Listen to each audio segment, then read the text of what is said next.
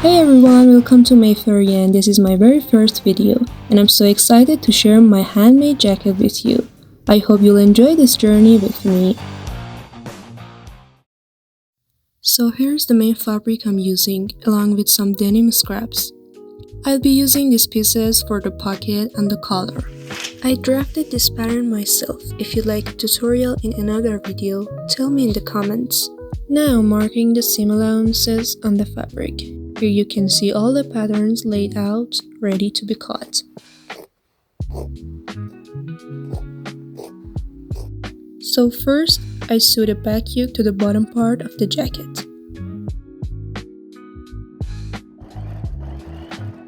To finish the seams, I'm using a zigzag stitch, and just so you know, it's totally fine to use zigzag instead of a serger. Well, here's the yoke attached. Since denim jackets have usually top stitching on the seams, I'm going to do that as well. The seam allowances should be pressed upwards towards the collar before top stitching. And here's the seam after I top stitched it. Remember the denim scrap I showed at the beginning? It looks useless, but I'm gonna turn it into a pocket.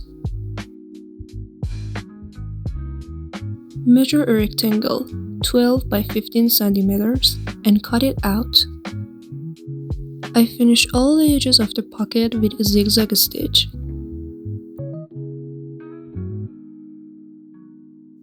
Then I sew it directly onto the jacket without folding the edges under. I think it looks cooler this way because the zigzag edges are still visible. So this is the pocket I sewed on.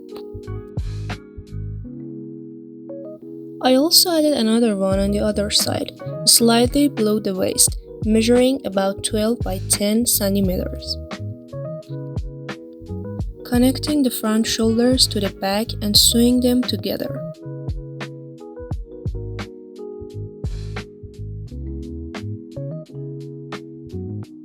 Finishing the shoulder seams with a zigzag stitch.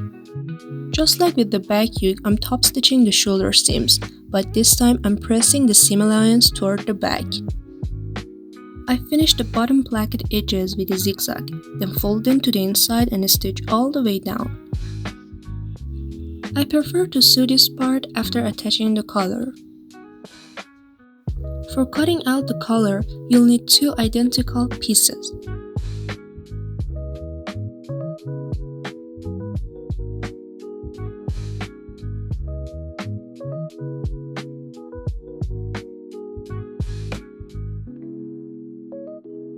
I'm fusing interfacing to one of the collar pieces so it holds its shape better. Here is the collar piece with the interfacing on the back. Now I'm placing the two collar pieces right sides together and sewing the sides and top edges.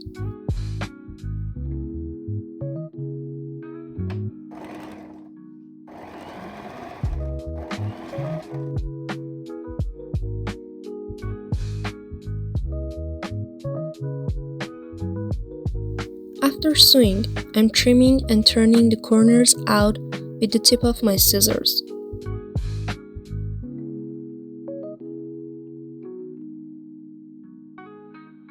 The interfaced piece is the upper collar, so I'm pressing the seam allowance slightly about 1 or 2 mm toward the under collar and top stitching, so the seam won't show on the outside.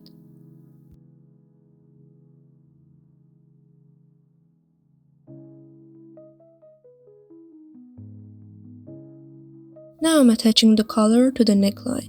First, I find the center of the neckline and the center of the collar and pin them together, starting from the back.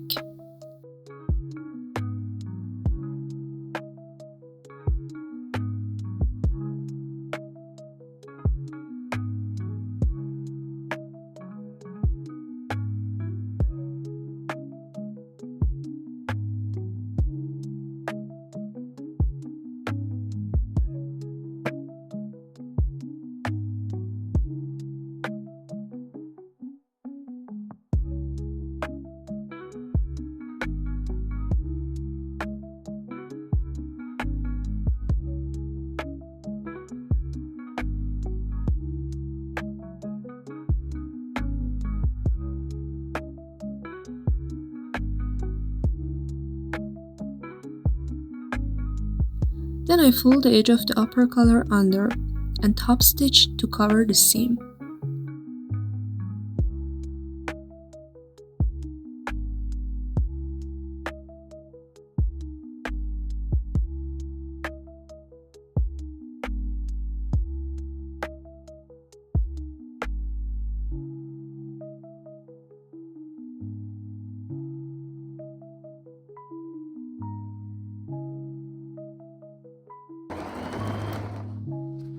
And finally, I'm stitching down the bottom placket.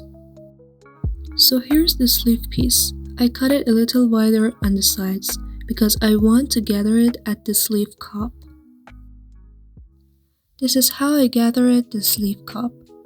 After that, I'll attach the sleeve to the armhole.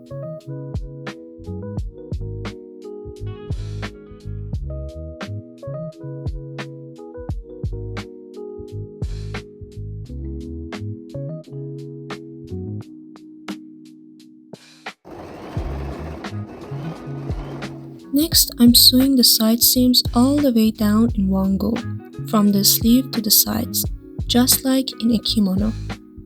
And don't forget the zigzag stitch. Then I fold the edges of the sleeves and the bottom hem of the jacket and sewing them down.